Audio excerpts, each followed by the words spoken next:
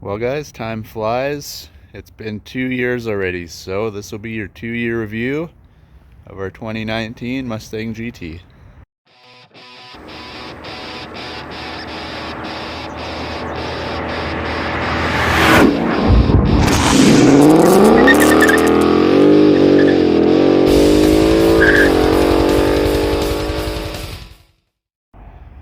Well, here we are everybody. Thanks for tuning in again. We finally got a nice day. You can see a nice blue or bluish sky this afternoon. Believe it or not, those clouds down there is a snowfall warning. It's coming. Another 5-6 hours we're supposed to start getting dumped on, so I figured no better time to come out and finally do our 2-year review. If you're new to the channel, I got the car back in 2018, December of 2018. So we're just over the 2-year mark, and I figured go over some of the good, some of the bad. There isn't much bad, just little nitpicky stuff more than anything. And we'll just go over a couple of things that are done to the car. And if you're in the market for your own, I know the 2021s are dropping out now. They also have the Mach 1 coming and all that. So hopefully this helps you decide if you want to bite the bullet and get your own. So before we start anything, I'll start right off the top. If you're looking at buying one of these cars, this one is not quite fully loaded, but almost there. And it cost about just under 64,000 Canadian after tax and fees and all that fancy stuff. So if you're looking at a car, ballpark area is where you'll be looking at. Alright, so we'll start off with the obvious. If you buy a performance pack, this is what this is, 2019 Performance Pack 1 Mustang GT. You got the 5-liter Coyote engine. Everybody knows if you're in the market for the car, I'm sure you know the basics, but it will not look quite like this. We've done a few little visual mods and some suspension stuff. You can see one of my recent videos, we painted the calipers green. Now that we're out in the sunlight, you can see how it really pops. Don't mind the dirty mess. Like I said, we have a snowfall warning today, so I figured I'm not going to waste my time washing the car because it's just going to look like this again by tomorrow anyways. But another thing that we have done, we've lowered it. It's on Steeda progressive springs. Then exhaust is done. We have the AWE exhaust. All this is on the channel if you want to go back and check it out. Some of the other things I did, we just did a little bit of amber delete on the headlights there. Got the black lug nuts. It does have wheel spacers. That's how we got the stance. These are the stock performance pack wheels still. Then window louvers, tinted side windows. Believe it or not, is only 45%. It looks way darker because the car is black interior. It is a premium car, all black leather. And then we've got the 5% on the back, and there is 5% behind the louvers as well, but when they're on there you can't really tell. And like I said, AWE Touring Catback exhaust. And other than that, she is pretty much stock still. That's going to be changing very soon here. We're up to 1,930 subscribers or around that ballpark area right now, and the goal is to tune it at 2,000. So if you're new to the channel, make sure thumbs up, subscribe, and as soon as we're there, the tune will be ordered. So we're getting very close. Alright, let's start off with the good. I do daily drive the car, so this is a pretty decent review for somebody who wants to daily theirs or is looking for something that isn't just stored most of the time. This one's used, it's abused, comes to work with me every day, takes my kids to school, all that. Like I said, we do have a snowfall warning today, and I have the snow tires on here. You can see we're good to go. I have a video about those back on the channel as well. You can go back, check that out. But as for daily driving the car, no complaints. Obviously, you got the big 5.0 in there. You got no power issues. If you're cruising down the highway, you need to pass anybody, obviously no problem. It is a 10R80, 10-speed car, so you can cruise, get decent gas mileage. You know, if you're cruising just on the highway, I can get close to 500k per tank. We're up in Canada, so it is kilometers. And then, you know, depending where you are, I don't like doing miles per gallon and all that, because depending how you drive the car, you know, if you're stepping on it all the time, of course you're going to be using way more fuel than anybody who's just cruising down the highway enjoying a nice ride. So I'm not going to say, oh, you're going to get this or that, because everybody's different. So for me, it costs about 75 bucks Canadian right now to fill it up. Our gas is super expensive here. We're back up to like, I think almost $1.60 per liter. So it kind of sucks, but it is what it is. All right, second on the list, if you're one of those people that likes to be flashy, you know, cruising down the road, you want everybody to be watching you, this car still gets tons of looks. It is, well, to me anyways, this is just pretty much a stock looking, other than a few color accents and some tint. It's a stock looking Mustang, but if you're one of those people who likes to show off, you want people to be watching you. I get a lot of thumbs up and questions about the car all the time, especially with the exhaust. I know I do have a Catback, so it's kind of cheating compared to somebody who would have a stock car.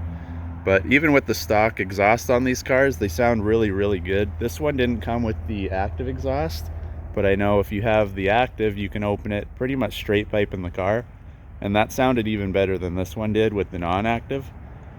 But like I said, people always come up, hey, what do you do to the car? It looks really good. How did you get the stance? That's the biggest one. I do have a video on that. I'll put the link here. The stance is a big thing. Believe it or not, it's just lowering springs. That's it. Lowering springs and some spacers. So third, obviously, if you're looking for a car like this, you want comfort. This is a premium car, so you do have the leather interior. All I say is if you're in the market, go sit in both. I did test out the cloth seats, which, believe it or not, they are really comfy.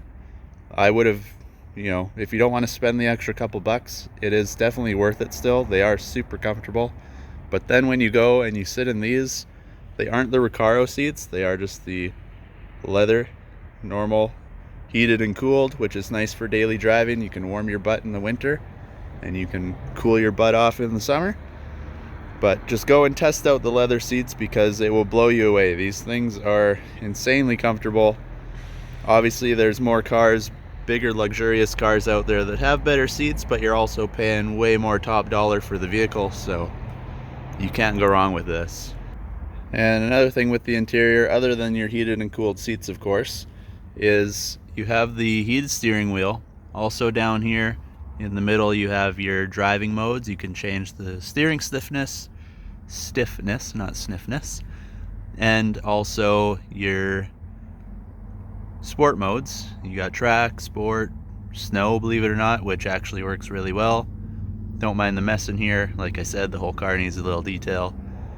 You also have the digital dash, which I know a lot of people have asked, because they do make it as an aftermarket option now, if they should upgrade, because it is a price not really too pricey. When you look overall, the car costs like $60,000 Canadian. So to throw in, you know, another $1,000 or whatever it was for the digital dash doesn't seem like a lot, but if you don't have the cash or you're just looking at a certain price point, might be something that you opt out of. Maybe change your mind later. It is aftermarket now, and I just tell them it's kind of up to you. If you can live with the analog ones, they are just as good. Digital dash is cool just because, like I said, when you change the modes, the dash and everything changes with it. Just something cool to look at, makes it stand out a little more, and a lot of people like that kind of thing. So, and last but not least, in the interior is, I do, like I said, I daily the car, and I do have kids. I take my family in this car. You can see I got the passenger seat way up. The wife does squeeze in there. She does fit. It looks way up there, but there's actually quite a bit of leg room in the front. And then you can see back here, the one older girl, she can sit in the back, gives her a little bit of leg room. The other one fits behind me. She's only 3 years old, so little legs still. I do put the seat slightly forward. You got the 3 settings. I don't let anybody drive my car. 1 is where it sits now when I drive. 2 is when I have the one kid in the back, just slides the seat up slightly. And then 3 is when you want them to climb in the back. I got it set to go all the way forward, and then they can get in there easy without mucking up the seats and getting their little footprints all over the car. So if you're a family man, or you're planning on it, or one day you want to take kids for a ride, friends, you know, older teenagers or adults might have a little bit of a squeeze to fit in there, but end of the day, worst case scenario, it does still work. Never fails when you're filming. Of course, these guys got to come and park right here. They got the whole property, acres and acres they're going to be doing. They're just unloading the backhoe. Snow's coming, like I said. They'll come in here, plow everything as soon as it stops.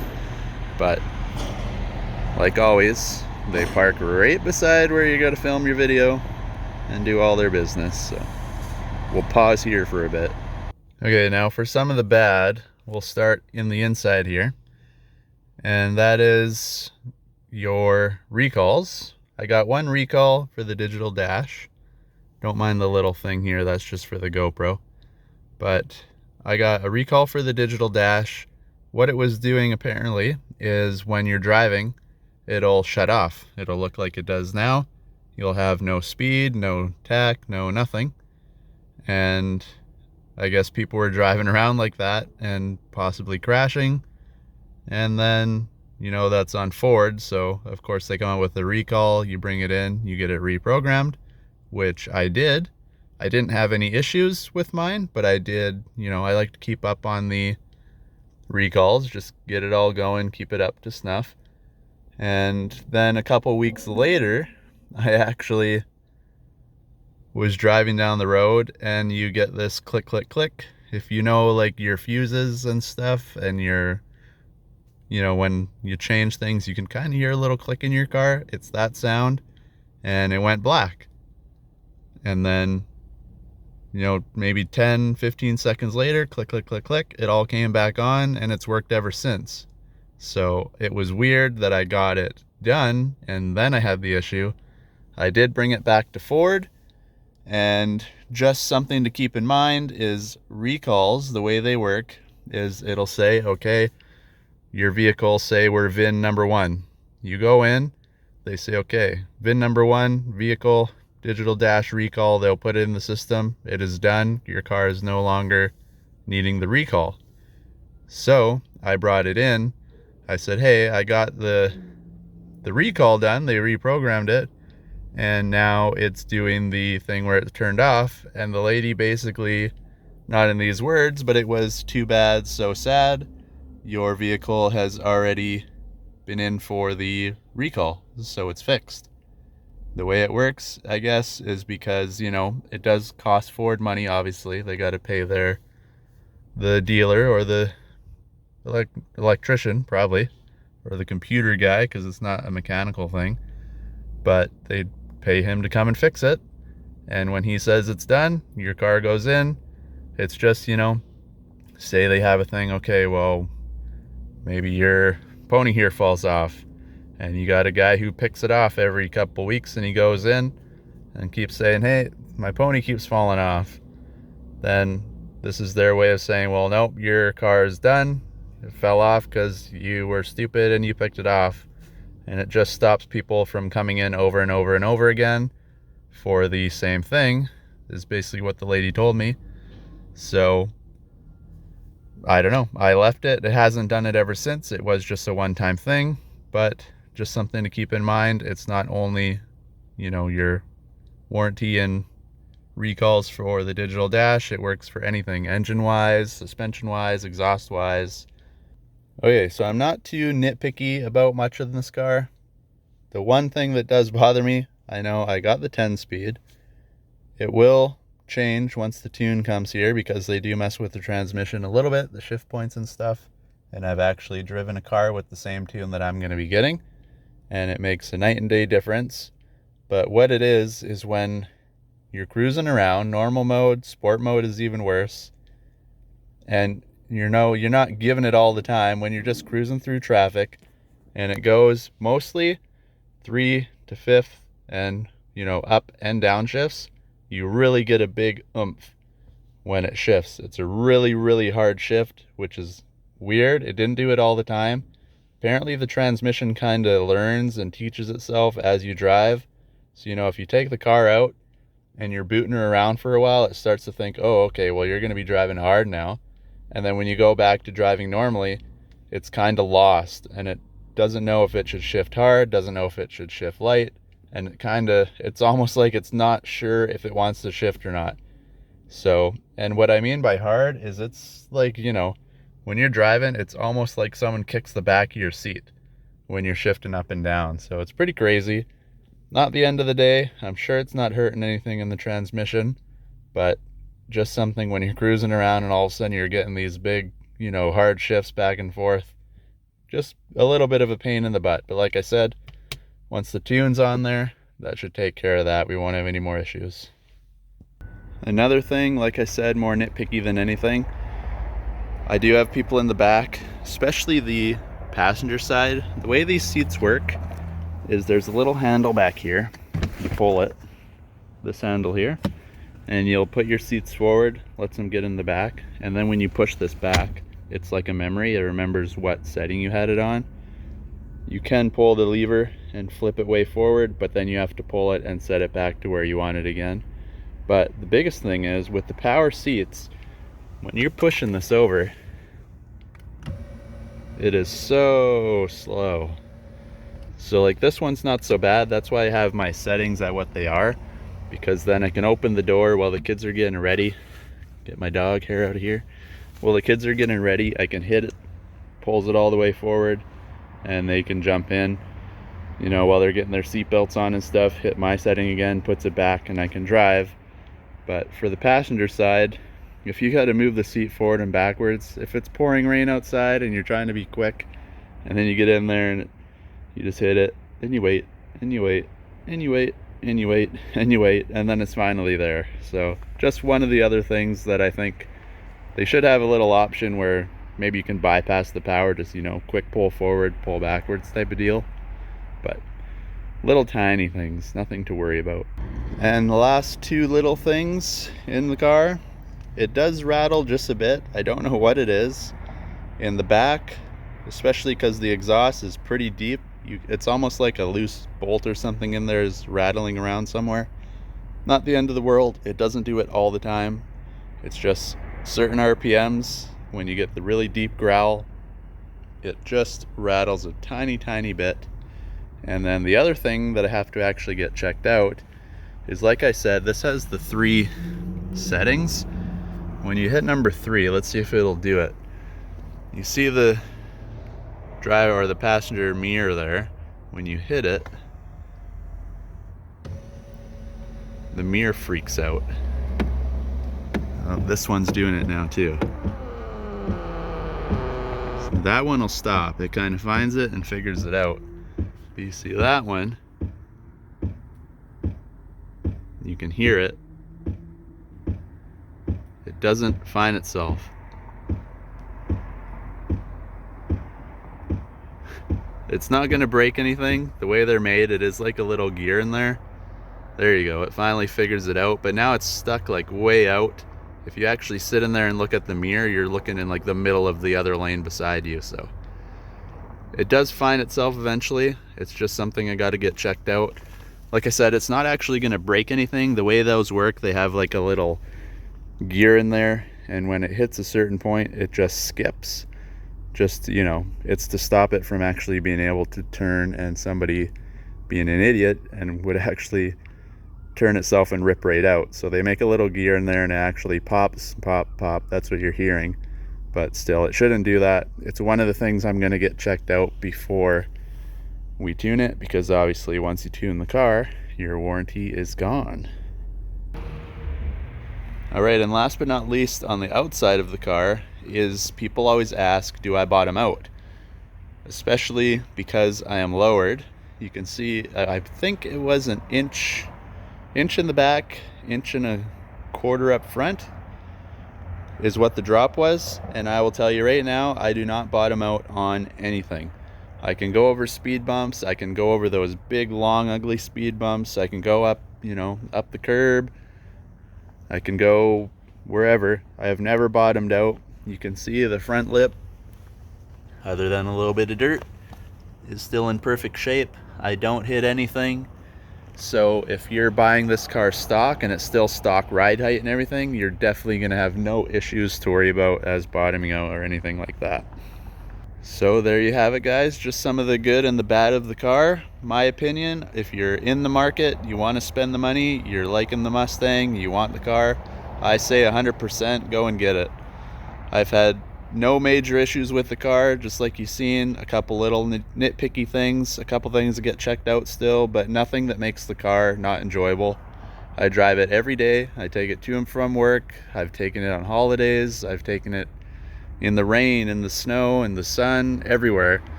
And every time, still 2 years later, when you get in the car, tons of fun to drive, tons of fun to go hang out with all the buddies with their cars. There's tons and tons of Mustang people out there. I never realized that until I bought this car, and it's just crazy how many people are out there. Just enjoy the car. They got their own thousands of different mods you can do for these things. They're all a little bit different. You can just, it's endless, lots of fun. You never jump in and don't enjoy your cruise no matter where you're going. So if you're in the market, you don't have to even get the more expensive ones. Get the base model. You'll have just as much fun cruising around in that. If you don't want the big V8, you can get your EcoBoost. You still have the looks, and like I said, you can't go wrong. 100%. If you're in the market for a car, bite the bullet, go and get it. You definitely won't regret it. Well guys, that's it. That's our 2-year review. Hopefully you enjoyed it. Thanks for watching. Thanks for tuning in again. Make sure you like and subscribe. Catch you in the next videos. You can go back, check out the old videos. We got a lot more coming for 2021. And hopefully, let me know if you're in the market for your own car, which model you're gonna get, what you're looking at, and how you enjoy it. Let me know if you got any issues with yours. If you want to know anything, maybe I missed something you were looking for in the video, I'll let you know in the comments. So thanks for watching. As always, catch you in the next one.